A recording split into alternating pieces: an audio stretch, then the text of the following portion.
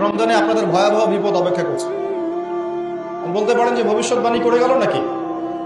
দেখেন না কি হয়। কথাটা আগে শোনেন তো, কথাটা শুনে আগে দেখেন তো কি হয়। ইসলামিক সলিউশন কি? অন্যের পাশে দাঁড়ানো। ইসলামিক সলিউশন কি? অপচয় কমানো। ইসলামিক সলিউশন কি? জাকাতগুলো দেয়া।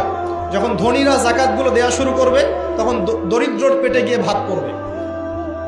ধনীদের সম্পদে যে জাকাত আছে, এই জাকাতগুলো যখন আপনারা সুষ্ঠুভাবে বন্টন করবেন তখন গরিবের পেটে ভাত পড়বে। শুধু এইসব তন্ত্র মন্ত্র আর খাতা কলমের ইকোনমিক্স দিয়ে সমাজে শান্তি প্রতিষ্ঠা হবে। খাতা কলম বইপত্রের অর্থনীতি দিয়ে সমাজে শান্তি প্রতিষ্ঠা হয় না, বরং সমাজে কি হয়? পুঁজিবাদ হয়। পুঁজিবাদ কি জিনিস? ধনী দিন দিন ধনী হতে থাকবে, এক শ্রেণীর মানুষের কাছে ধন সম্পদ কেন্দ্রীভূত হতে থাকবে।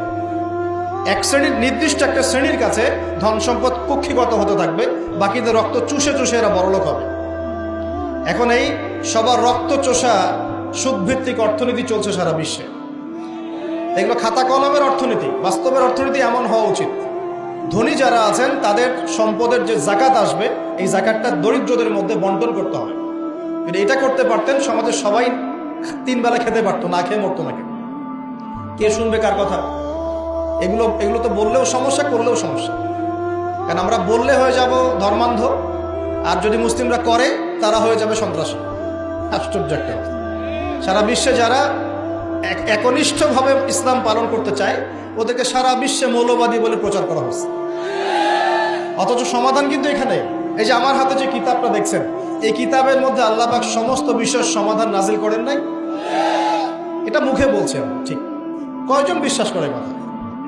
কয়জন সত্যি মন থেকে বিশ্বাস করে যে আল কোরআনুল কারীমে সত্যি সত্যি আল্লাহ পাক সমস্ত বিষয়ের সমাধান নাজিল করেছেন?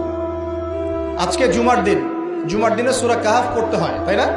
এই সূরা কাহফের 54 নম্বর আয়াতে, কত নম্বর? 54 নম্বর আয়াতে আল্লাহ পাক বলছেন ওয়ালাকাদ সাররাফনা ফি হাযাল কুরআন লিন-নাস মিন কুল্লি মাসাল। আল্লাহ বলেছেন, দেখে নিন, আল্লাহ বলছেন নিঃসন্দেহে নিঃসংকোচে অবশ্যই আমি এই কোরআনের মধ্যে শুধু মুসলিমদের জন্য নয়, পুরো মানব জাতির জন্য সমস্ত বিষয় ব্যাখ্যা করেছে। আল্লাহ পাক বলেছেন শুধু মুসলিমদের জন্য, পুরো মানব জাতির জন্য যত বিষয় প্রয়োজন আমি আল্লাহ এই কোরআনের মধ্যে ব্যাখ্যা করেছি। কে বলেছেন? আল্লাহ কি মিথ্যা কথা বলেন? তার রাসূল কি মিথ্যা কথা বলেন? তাহলে আমাদের মানতে সমস্যা কোথায়?